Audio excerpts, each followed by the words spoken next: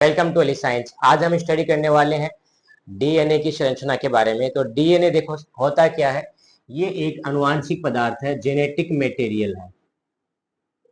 ठीक है, genetic material है। ये कहाँ पाया जाता है? जो हमारी कोशिकाएं होती है उन कोशिकाओं में पाया जाता है केंद्रक, और केंद्रक में होता है क्रोमोसोम्स यानी गुणसूत्र, उस पर यह पाया जाता है। न्यूक्लियस में जो क्रोमोसोम्स होते हैं, गुणसूत्र होते हैं, उस पर यह पाया जाता है। इसका नाम डीएनए इसलिए पड़ा कि इसका पूरा नाम होता है D oxy ribo nucleic acid. ठीक है, तो यहाँ से डी, यहाँ से एन और यहाँ से ए लेकर बनाया गया है। अब ये जो बना किन घटकों से होता है, किन चीजों से बना होता है? तो डीएनए है, ये 3 घटकों से मिलकर बना होता है। पेंटोज शर्करा है, नाइट्रोजनी क्षार है और फॉस्फेट समूह है। ये तीनों मिलकर डीएनए बनाते हैं। तो पेंटोज शर्करा के बारे में जान लेते हैं कि पेंटोज शर्करा क्या है। तो पेंटा का मतलब होता है 5, यानी ये 5 कार्बन युक्त शर्करा है। जैसे 6 कार्बन युक्त शर्करा होती है C6H12O6 यानी ग्लूकोज, जिसको हम कहते हैं हेक्सोज शर्करा। वैसे ही पेंटोज शर्करा होती है जिसमें 5 कार्बन होते हैं। तो फॉर्मूला क्या हो जाएगा? C5H10O5। जितने कार्बन उतने ऑक्सीजन और डबल हाइड्रोजन। और इस शर्करा का नाम होता है राइबोज शर्करा, राइबोज शुगर। इसका नाम है राइबोज शर्करा। ठीक है, जैसे ग्लूकोज होता है उसमें 6 कार्बन की शर्करा, वैसे 5 कार्बन की शर्करा कौन सी है? राइबोज शर्करा। अब इसकी संरचना कैसे होती है? तो देखें, इसमें पहला कार्बन है, ये दूसरा कार्बन है, ये तीसरा कार्बन है, ये चौथा कार्बन है और ये 5वां कार्बन। 5 कार्बन ऐसे रहेंगे। यहाँ पर इनके साथ में जुड़ा हुआ रहेगा OH, यहाँ पर रहेगा H, फिर H, फिर OH रहेगा, फिर H है, यहाँ OH है, यहाँ H है, यहाँ 2 हाइड्रोजन रहेंगे इस तरह, और यहाँ पर है OH। तो ये संरचना होती है किसकी? पेंटोज शर्करा की, जिसका नाम होता है राइबोज। अब मैं ये संरचना दोबारा बनाता हूँ कि मेरे पास ये पहला कार्बन है, ये दूसरा कार्बन, ये तीसरा कार्बन, ये चौथा कार्बन, ये 5वां कार्बन। इस कार्बन पर यहाँ पर हम लिख देते हैं CH2OH। ठीक है, इस 2 हाइड्रोजन को शॉर्ट में मैंने CH2 लिख दिया। यहाँ पर है OH, यहाँ पर है H, यहाँ H है, यहाँ पर H है, यहाँ H रहेगा, यहाँ OH रहेगा, यहाँ पर H रहेगा। अब देखें, यहाँ पर OH है लेकिन यहाँ पर मैंने H लिखा है, यानी यहाँ पर हाइड्रोक्सिल समूह है लेकिन यहाँ पर हाइड्रोक्सिल समूह नहीं है, हाइड्रोक्सिल ग्रुप नहीं है। कौन से कार्बन पर? दूसरे कार्बन पर। जैसे ये पहला कार्बन, ये दूसरा कार्बन, ये तीसरा, ये चौथा, ये 5वां। तो 5वें कार्बन पर ऑक्सीजन नहीं है, ये ऑक्सीजन की कमी है। कमी को बोलते हैं डेफिशिएंसी होना। तो डेफिशिएंसी का वर्ड काम में ले लिया हमने डी। किसकी कमी हो गई? ऑक्सीजन की, तो नाम लिख दिया ऑक्सी। तो और कौन सी शर्करा है ये? राइबोज शर्करा, राइबोज शुगर है, तो नाम हो गया डी ऑक्सी राइबोज शर्करा। और कौन से कार्बन पर? दूसरे पर। तो सही नाम इसका क्या हो जाएगा? 2 डीऑक्सी राइबोज शर्करा इसका नाम हो गया। तो डीएनए में कौन सी शर्करा पाई जाएगी? 2 डीऑक्सी राइबोज शर्करा, तभी इसका नाम क्या हो गया? डीऑक्सी राइबो नाम हो गया। न्यूक्लियस यानी केंद्रक में पाया जाता है, इसलिए से न्यूक्लियर नाम हो गया। एक एसिड नाम हम किसके लिए लगाते हैं? अम्ल के लिए लगाते हैं, तो इस वजह से इसका नाम हो गया न्यूक्लिक एसिड। अब दूसरा इसका जो घटक होता है, दूसरा जो पार्ट है इसका, वो है नाइट्रोजनी क्षार, नाइट्रोजिनस बेस, जो 2 प्रकार के होते हैं, प्यूरिन और पायरिमिडीन टाइप के। अब ये क्या चीज होते हैं? ये कार्बन और नाइट्रोजन युक्त क्षार होते हैं। जैसे मेरे पास इसमें कार्बन है, ये दूसरा कार्बन है, ये तीसरा कार्बन, वो नाइट्रोजन से जुड़ा हुआ रहेगा, फिर कार्बन है, फिर नाइट्रोजन है, ये इससे जुड़ जाएगा। फिर यहाँ पर एक कार्बन और है, ये नाइट्रोजन से जुड़ेगा। फिर सॉरी, यहाँ पर एक नाइट्रोजन है जो कार्बन से जुड़ेगा, फिर नाइट्रोजन है वो इससे जुड़ जाएगा। तो इस प्रकार इसमें 2 वल्ले पाई जाती है, किसमें? प्यूरिन के अंदर। ठीक है, एक तो होती है हेक्सा वल्ले, हेक्सा रिंग, और दूसरी होती है पेंटा वल्ले, पेंटा रिंग। इसमें 6 कॉर्नर है, इसमें 5 कॉर्नर है। तो इसका जो नाम होता है वो है पायरिमिडीन रिंग, पायरिमिडीन वल्ले इसका नाम है, पायरिमिडीन रिंग। और इसका नाम होता है इमिडेजोल, इमिडेजोल रिंग इसका नाम होता है, इमिडेजोल वल्ले, इमिडेजोल रिंग। तो ये 2 वल्ले पाई जाती है प्यूरिन में। पायरिमिडीन में ओनली एक ही वल्ले होती है, कार्बन, फिर कार्बन, फिर कार्बन, फिर नाइट्रोजन, फिर कार्बन, फिर नाइट्रोजन, ये इससे जुड़ जाएगा। तो एक वल्ले का इसका नाम क्या है? पायरिमिडीन नाम है इसका। तो इस वजह से इनका नाम क्या हो गया? पायरिमिडीन हो गया। इसमें पायरिमिडीन और इमिडाजोल दोनों है, तो नाम चेंज कर दिया, इसका नाम हो गया प्यूरिन। ठीक है, अब आपको इसको याद कैसे करें, ट्रिक लिख लें आप, C C C N C N C N, ऐसे याद करते हैं, सी C C N C N. इसका मतलब क्या हो गया, C C C N carbon carbon carbon, nitrogen carbon nitrogen, फिर नाइट्रोजन कार्बन नाइट्रोजन, और इसमें ओनली क्या हो जाएगा, सी C C N C N. तो ये हो गया हमारे पास बेसिक संरचना प्यूरिन और पायरिमिडीन की। अब प्यूरिन होते हैं ये दो टाइप के होते हैं, एक का नाम होता है एडिनिन, ठीक है, इंग्लिश का नाम भी यही है एडिनिन, और दूसरा है उसका नाम होता है ग्वानिन। एडिनिन और ग्वानिन ये प्यूरिन होते हैं, ग्वानिन। और पायरिमिडीन होते हैं ये तीन टाइप के होते हैं, एक का नाम होता है साइटोसिन, ठीक है, नेक्स्ट है इसमें वो है यूरेसिल, और तीसरा इसके अंदर आता है थाइमीन। ठीक है, इंग्लिश का नाम भी लिख देते हैं, साइटोसिन, यूरेसिल एंड थाइमीन। तो पायरिमिडीन तीन होते हैं और गुआनिन दो होते हैं, सॉरी प्यूरिन दो होते हैं, एडिनिन और गुआनिन। इसको याद कैसे कर सकते हो, एक ट्रिक बना लें आप, जिसको लिख दें आप, जैसे girls are pure, girls are pure. तो जी से हो गया गुआनिन, ए से हो गया एडिनिन, और प्योर से हो गया प्यूरिन। इसको देखो कैसे याद करें, तो यहाँ पर सी है, यहाँ यू है, यहाँ टी है, तो हमने लिख दिया C U T, cut, cut the pie, cut the pie. तो कट से तो हो गया cytosine, uracil and thymine, pie से नाम बना दिया पायरिमिडीन। तो ये हो गए साइटोसिन, यूरेसिल और थाइमिन, पायरिमिडीन।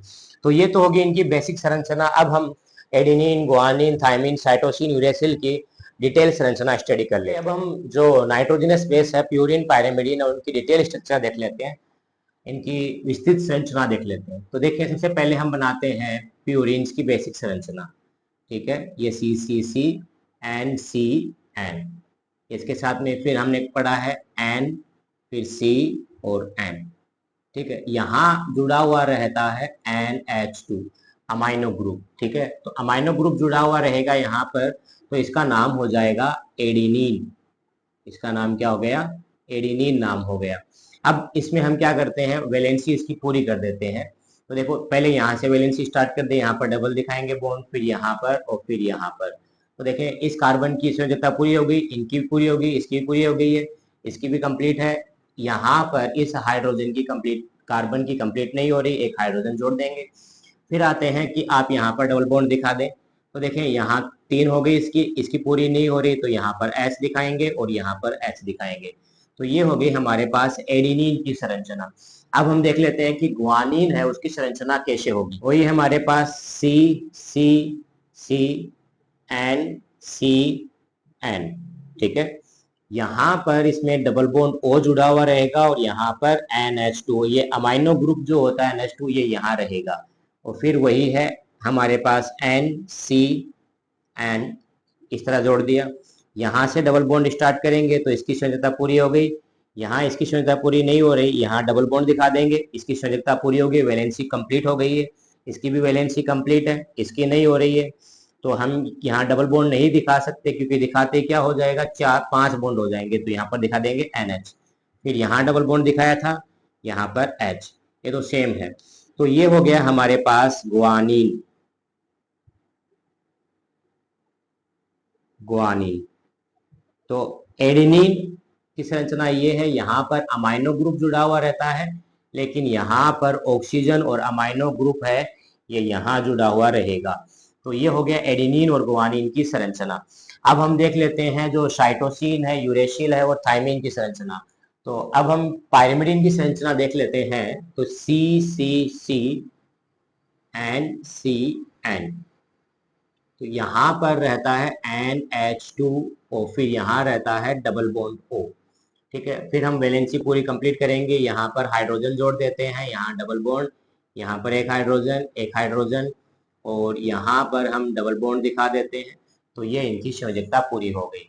तो ये मेरे पास बन गया क्या, साइटोसिन बन गया, साइटोसिन। तो एडेनिन की संरचना हमने पढ़ ली, गुआनिन की पढ़ ली, साइटोसिन की पढ़ ली। अब हम आ जाते हैं थाइमीन यूरेसिल की संरचना पहले सीखेंगे हम। कार्बन कार्बन फिर है नाइट्रोजन, फिर कार्बन, फिर नाइट्रोजन, ये से जुड़ गया। यहाँ देखें डबल बॉन्ड ओ जोड़ेंगे और यहाँ पर भी डबल बॉन्ड ओ जोड़ेंगे, ठीक है। फिर यहाँ पर से वैलेंसी बनाना जो संयोजकता है उसको पूरी करने के लिए डबल बॉन्ड यहाँ पर दिखाना शुरू करेंगे। तो यहाँ पर H आ जाएगा, यहाँ पर H आ जाएगा, यहाँ NH कर देंगे और यहाँ पर हम संयोजकता पूरी नहीं हो रही है तो H कर देंगे, सॉरी यहाँ पर हम हाइड्रोजन जोड़ देंगे। तो ये हमारे पास इसकी संयोजकता सबकी कंप्लीट हो जाएगी और ये बन गया हमारे पास यूरेसिल, ठीक है। इसका नाम क्या है? यूरेसिल। ओके, अब हम आ जाते हैं थाइमीन की संरचना पर। तो उसमें भी C N C N, यहाँ डबल बॉन्ड O, यहाँ डबल बॉन्ड O, ठीक है। अब देखो इसकी और इसकी लगभग सेम बनी, तो अंतर क्या है? यहाँ पर होता है CH3 मेथाइल ग्रुप, मेथिल समूह है। यहाँ डबल बॉन्ड हम दिखाएंगे, यहाँ हाइड्रोजन है, यहाँ पर भी हाइड्रोजन है, यहाँ हाइड्रोजन है और ये हमारे पास सॉरी हाइड्रोजन रहेगा, डबल बॉन्ड आ नहीं सकता, यहाँ पर ऑलरेडी डबल बॉन्ड है। तो देखें ये जो संरचना बन गई, ये बन गई मेरे पास थाइमीन की, थाइमीन। यहाँ पर यूरेसिल देखो, अगर मैं इसको हटा दूं तो इसकी संरचना इसके जैसी है, सेम यूरेसिल की, बस थाइमीन और यूरेसिल में डिफरेंस क्या है? इस CH3 का। CH3 को हम क्या कहते हैं? मेथिल समूह है, ठीक है। हिंदी मीडियम इंग्लिश मीडियम वाले बोलते हैं इसको मेथाइल, मेथाइल ग्रुप जोड़ देते हैं। तो देखें ये मेरे पास यहाँ से स्टार्ट काउंटिंग करेंगे, फर्स्ट है, ये सेकंड है, ये थर्ड है, ये फोर्थ है, ये फिफ्थ है, ये सिक्स्थ है। तो अगर मैं ये यहाँ से हटा दूं और हाइड्रोजन जोड़ दूं तो क्या बन गया? यूरेसिल बन गया। और CH3 जो एक्स्ट्रा जोड़ दिया है, मेथाइल ग्रुप मेथिल समूह जोड़ दिया, तो ये थाइमीन बन गया। तो थाइमीन का जो दूसरा नाम है वो हो सकता है 5 मेथाइल यूरेसिल, 5 मेथाइल यूरेसिल, ठीक है। हिंदी मीडियम वाले लिखेंगे 5 मेथिल यूरेसिल, 5 मेथिल यूरेसिल। अब देखो साइटोसिन की और ग्वानिन की दोनों की संरचना लगभग क्या होती है? सेम है। देखो यहाँ H2 है, यहाँ H2 है। और इसकी अगर हम बात कर रहे हैं ग्वानिन की और थाइमीन की, लगभग सेम है। यहाँ डबल बॉन्ड O है, यहाँ डबल बॉन्ड O है।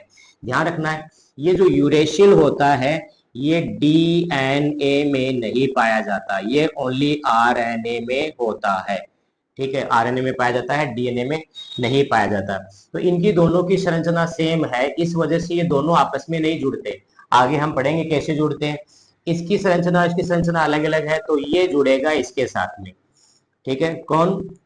एडिनिन है, ये थाइमीन के साथ में जुड़ेगा। और जो ग्वानिन है ये जुड़ेगा किसके साथ में? साइटोसिन के साथ में। इसको आप ऐसे भी याद कर सकते हो, आया था चला गया, आया था चला गया। तो आया था यानी एडेनिन और थाइमीन जुड़ेगा, चला गया यानी साइटोसिन और ग्वानिन जुड़ेगा।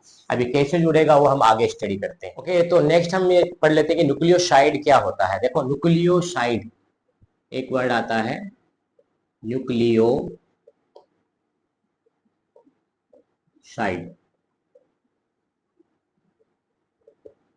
तो न्यूक्लियोसाइड में क्या होता है? ये मैंने जो बनाया है ये क्या है? पेंटोज शर्करा है, पेंटोज शुगर है। और यहाँ पर ये जो संरचना बनाई है ये है एडिनिन की, और एडिनिन क्या है? नाइट्रोजनी क्षार है, नाइट्रोजनी बेस है, नाइट्रोजिनस बेस है। तो देखें यहाँ पर हमारे पास OH है, यहाँ पर H है। H और OH ये दोनों आपस में मिलेंगे और क्या बना लेंगे? H2O, जल बना लेंगे, जिसको बोलते हैं संघनन अभिक्रिया, कंडेंसेशन रिएक्शन, वो होगी। और ये यहाँ से H और यहाँ से सॉरी OH, यहाँ से H गायब हो जाएगा। अब ये दोनों आपस में बंध बना लेंगे। तो इस प्रकार क्या हो गया? पेंटोज शर्करा और नाइट्रोजनी क्षार दोनों आपस में जुड़ जाएंगे और क्या बना लेते हैं? न्यूक्लियोसाइड बना लेते हैं। पेंटोज शर्करा और नाइट्रोजनी क्षार ये जुड़कर क्या बनाते हैं? न्यूक्लियोसाइड बनाते हैं। और ये किस बंध द्वारा जुड़ते हैं? इसका नाम होता है ग्लाइकोसिडिक बॉन्ड, ठीक है। ग्लाइकोसिडिक शीडिक बंध के द्वारा जुड़ते हैं। तो देखें ये इंग्लिश में नाम ऐसा ही है, तो कहीं कहीं पर आपको मिल जाता है ग्लाइकोसाइडिक बॉन्ड, तो ये वो यही है, सही वर्ड होता है ग्लाइकोसिडिक बंध, उसके द्वारा ये आपस में जुड़ेंगे। तो हम परिभाषा क्या बना देंगे, डेफिनेशन क्या हो जाएगी, पेंटोज शर्करा ग्लाइको नाइट्रोजनी क्षार के साथ में ग्लाइकोसिडिक बंध द्वारा जुड़कर न्यूक्लियोसाइड का निर्माण करते हैं। तो ये तो मैंने क्या जोड़ा है, एडिनिन जोड़ा है, यानी प्यूरिन जोड़ा है। अगर पायरिमिडीन जोड़े, जैसे ग्वान साइटोसिन जोड़े, तो यहाँ से क्या हो जाएगा, OH जाएगा, यहाँ से H जाएगा, और ये आपस में ऐसे बंध बना लेंगे। ठीक है, तो ये मेरे पास बन गया एक न्यूक्लियोसाइड बन गया। तो अब न्यूक्लियोसाइड हमारे पास बना है, तो अगर हमारे पास एडिनिन जुड़ा है तो नाम क्या हो जाएगा, एडिनोसिन, एडिनोसिन इसका नाम हो जाएगा। अगर गुआनिन जुड़ा है तो नाम क्या हो जाएगा, गुआनोसिन, गुआनोसिन नाम हो जाएगा। लेकिन ध्यान रखना है, देखिए यहाँ पर मैंने OH नहीं दिखाया है, H दिखाया है, तो इसका नाम क्या हो जाएगा, डी ऑक्सी भी साथ में लगेगा, नाम हो जाएगा डी ऑक्सी एडिनोसिन, और दूसरा हो जाएगा डी ऑक्सी गुआनोसिन। ठीक है, अगर यही ये तो प्यूरिन जुड़े हुए हैं तब तो क्या हो जाएगा, D oxy adenosine D oxy guanosine. अगर पायरिमिडीन जुड़े हैं, देखो ये पायरिमिडीन मैंने बताया था, साइटोसिन क्या होता है, पायरिमिडीन होता है, तो ये क्या जुड़ा हुआ है, साइटोसिन। तो नाम क्या आगे हम लिखा रहे हैं, डी ऑक्सी, तो इसका नाम क्या हो जाएगा, डी ऑक्सी। ठीक है, अब देखो साइटो, इनमें नाम के आगे हमने लगाया है ओसिन। ठीक है, तो इसके नाम के आगे तो ओसिन पहले से लगा हुआ है, तो हम ये नाम नहीं लिख सकते, तो साइटोसिन से नाम इसका हो जाएगा साइटिडीन, साइटिडीन। अगर थायमीन जुड़ा हुआ रहे यहाँ पर तो नाम क्या हो जाएगा, थाइमिडीन, और डी ऑक्सी साथ में लगेगा तो नाम क्या हो जाएगा, D oxy thymidine, D oxy thymidine. अब इस स्ट्रक्चर में अगर हम थाइमिडीन बनाना चाहें तो क्या करना पड़ेगा, यहाँ पर हमें डबल बॉन्ड O दिखा दो और यहाँ पर CH3 दिखा देंगे, तो ये बन गया डी ऑक्सी थाइमिडीन। अब अगर इसको मान लो डी ऑक्सी गुआनोसिन बनाना है तो यहाँ से हटाएंगे, यहाँ पर हमें दिखाना पड़ेगा डबल बॉन्ड O, यहाँ से हटा दें, यहाँ हाइड्रोजन जोड़ देंगे, और यहाँ पर हमें जोड़ना पड़ेगा NH2, तो ये क्या बन जाएगा, डी ऑक्सी गुआनोसिन बन जाएगा।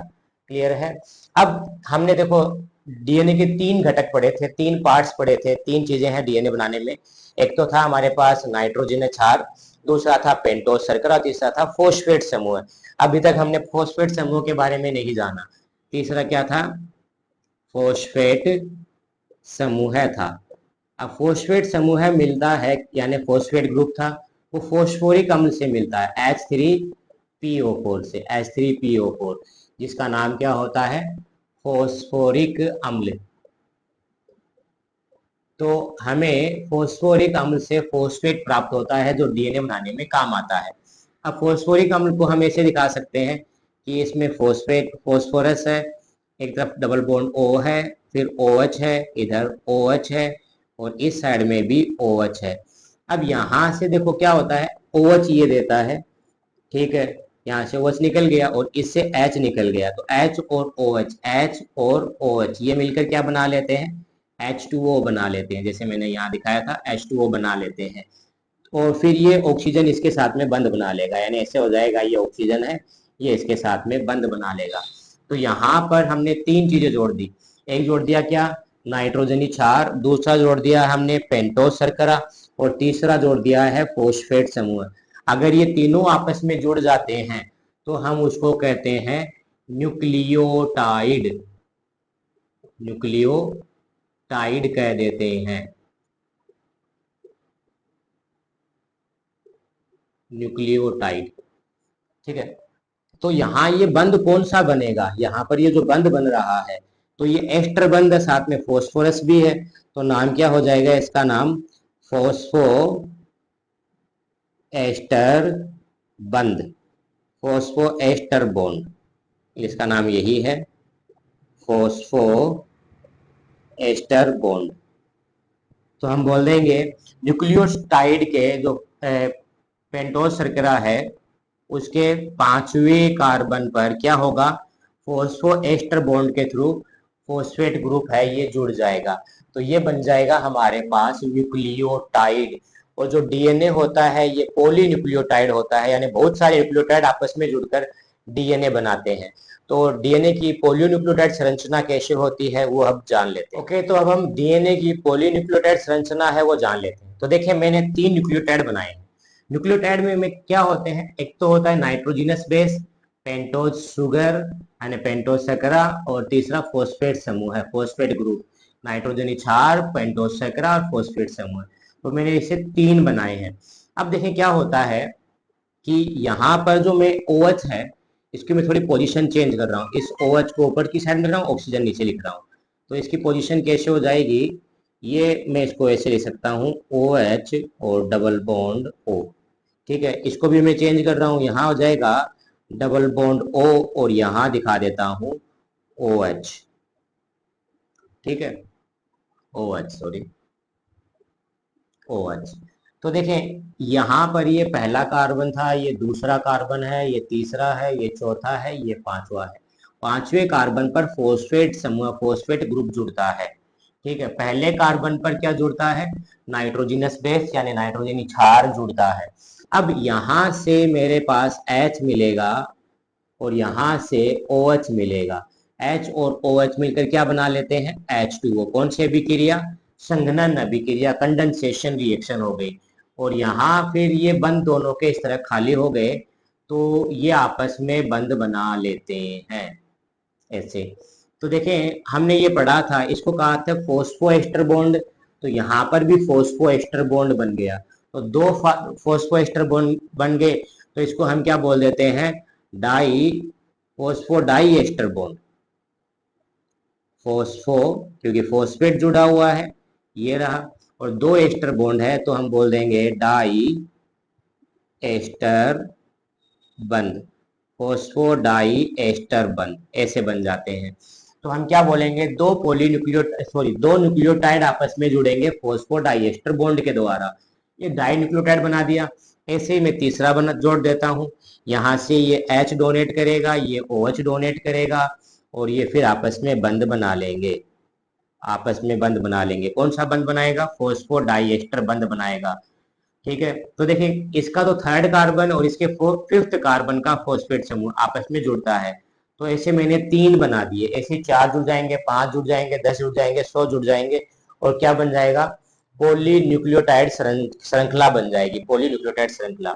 अब इसमें एक चीज और आपको नोट करना है कि जैसे हम डीएनए बनाते हैं, तो डीएनए बनाते हैं तो उसमें एक तरफ दिखाते हैं 5 डेज सीरा और दूसरी तरफ दिखाते हैं 3 डेज।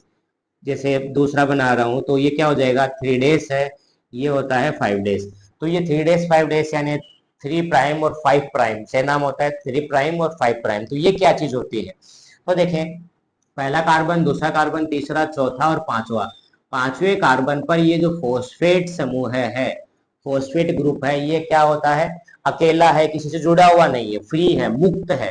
तो 5वें पर फोस्फेट मुक्त है, इस वजह से इसका नाम क्या बोल देंगे, 5 डेज सीरा। इसके एंड पे आते हैं, एंड वाले में आते हैं, तो ये पहला कार्बन है, ये दूसरा है, ये तीसरा, ये चौथा, ये पांचवा। इसके 5वें पर फोस्फेट है, ये वाला फोस्फेट है, ये क्या कर रहा है, इससे पहले वाले के पहला, दूसरा और तीसरे कार्बन से जुड़ा हुआ रहता है। इसका मतलब ये फ्री नहीं है। लेकिन अगर हम लास्ट वाले की बात करें तो फर्स्ट, सेकंड, थर्ड, थर्ड पर OH फ्री होता है, थर्ड पर OH फ्री होता है, इस वजह से इसको हम क्या बोल देते हैं, 3 डेज सीरा कह देते हैं। तो ये एक पॉलीन्यूक्लियोटाइड श्रृंखला हो गई। ऐसी कितनी होती है, 2 होती है, जो प्रति समानांतर होती है। जैसे मैंने इस लड़ी की श्रृंखला है, ठीक है, इस लड़ी को, इस श्रृंखला की संरचना को मैंने यहाँ बना दिया, तो इसके सामने एक और भी तो लड़ी है, एक और भी श्रृंखला है, तो हम वो भी जल्दी से ड्रॉ कर देते हैं जो इसके सामने होगी। ओके, तो अब हम जो डीएनए की पॉलीन्यूक्लियोटाइड संरचना है उसके प्रति समानांतर संरचना देखते हैं। तो देखें डीएनए में हमने कहा कि इस तरह 2 लड़ियां हैं, ठीक है, 5 डेज 3 डेज, और दूसरी है 3 डेज 5 डेज। यानी अगर एक लड़ी इस तरह है, ठीक है, तो दूसरी लड़ी इस तरह रहेगी, इसको कहते हैं प्रति समानांतर होना। तो एक मैंने इस तरह दिखाई है ये लड़ी, तो दूसरी ऐसे होगी उसके ऑपोजिट। ठीक है, तो इसमें भी हमारे पास यही है, पेंटोस शर्करा है और फिर फॉस्फेट समूह है और नाइट्रोजनस बेस है। तो ये दोनों श्रृंखलाएं हैं एक दूसरे के प्रति समानांतर होगी, और इनके जो नाइट्रोजनस बेस है, नाइट्रोजनी क्षार है, ये आपस में जुड़ते हैं। ठीक है, इस तरह। तो एडिनिन थाइमिन से जुड़ता है, जिसमें बताया था आया था और चला गया। ग्वानिन है ये साइटोसिन से जुड़ता है, एडेनिन है ये थाइमिन से जुड़ता है। तो इनके बीच में पाए जाते हैं क्या, एच बंध, हाइड्रोजन बंध पाए जाते हैं। तो नाइट्रोजनी क्षार नाइट्रोजनस बेस है, ये हाइड्रोजन बंध के द्वारा आपस में जुड़ जाएंगे दोनों श्रृंखलाओं के। तो आपको एक चीज ऐसे भी याद कर सकते हो, आया था 2 की स्पीड से, गया 3 की स्पीड से। आया था 2 की स्पीड से, चला गया 3 की स्पीड से। तो आया था में 2 बंद है और चला गया में इस तरह 3 बंद है। ठीक है, ऐसे याद कर सकते हैं। तो ये दोनों श्रृंखला, अब देखें यहाँ पर मैं अभी नोट करवाया था, यहाँ पर हम क्या लिख रहे हैं 3 डेज और ये लिख रहे हैं 5 डेज। तो देखिए ये पहला कार्बन है, ये दूसरा कार्बन है, ये तीसरा कार्बन है, यहाँ से OH फ्री है, OH मुक्त है, इसका OH मुक्त था। ठीक है, फिर चौथा कार्बन और पांचवा कार्बन, पांचवे कार्बन पर जो फॉस्फेट ग्रुप है ये फ्री नहीं है, ये किससे जुड़ गया, अगले कार्बन के, पहला दूसरा और तीसरा, तीसरे कार्बन के साथ में। फिर इसका ये चौथा कार्बन है, ये पांचवा कार्बन है, पांचवे पर भी फॉस्फेट समूह है, ये भी क्या है, फ्री नहीं है। ये कहां से जुड़ गया, पहले कार्बन से, दूसरे से, तीसरे कार्बन के साथ में। लेकिन चौथा और पांचवा, पांचवे कार्बन पर इस पे फॉस्फेट ग्रुप फ्री है। तो फॉस्फेट ग्रुप फ्री है तो इसको क्या बोल देंगे, 5 डेज शीरा बोल देते हैं, 5 प्राइम शीरा कह देते हैं। तो ये हो गई डीएनए की पॉलीन्यूक्लियोटाइड संरचना। तो आशा करते हैं कि डीएनए की संरचना का ये टॉपिक आपको समझ में आया होगा। अगर आपको अच्छा लगा है तो अधिक से अधिक शेयर करें, सब्सक्राइब नहीं किया तो सब्सक्राइब भी कर दें और लाइक बटन जरूर दबा दें। धन्यवाद।